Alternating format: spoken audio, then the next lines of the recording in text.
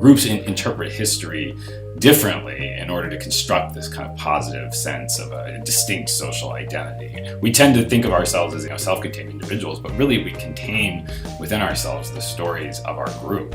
We internalize these stories and their central characters, and they really become core parts of who we are. A really classic example here involves really radically different interpretations of the 1948 war that resulted in the creation of the modern state of Israel. The Israeli narrative emphasizes the collective ability of Jews to form a state and to prevail against the odds to win their independence by force. But the Palestinian narrative of 1948 is basically exactly the opposite. It's a tragic narrative. So Palestinians refer to this historical event as, in Arabic, al-Nakba, which literally translates as the catastrophe. And their narrative emphasizes the war as a moment of historic loss for the Palestinian people and their own dream of nationhood. The research kind of pits these two competing theories of intergroup contact against one another. The coexistence model is really grounded on a paradigm in social psychology called the common in-group identity theory. The goal is to basically reduce individual prejudice and stereotypes,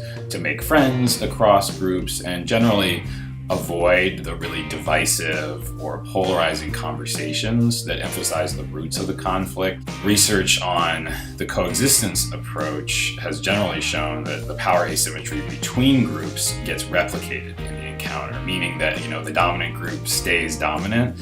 And from a social change or social justice perspective, this is really undesirable. What happens if you take a very different approach to conversations about history? So what if instead of trying to minimize the sense of difference between groups, you actually tried to maximize it by encouraging confrontation and direct conversation about conflict? We found that basically, as expected, the dialogue that happened in the coexistence model resulted in a pattern of Jewish-Israeli dominance. We actually found that the confrontational model empowered the Palestinians, the lower status group, so much that they actually came to dominate those conversations. I think that the Israelis are to some extent shocked, frankly, by the content of the Palestinian narrative when they encounter it so directly. They're just really taking it all in, and they don't quite know how to respond to it. The Israeli narrative needs to come to accommodate the Palestinian narrative, and that there's, maybe no universal notion of truth when it comes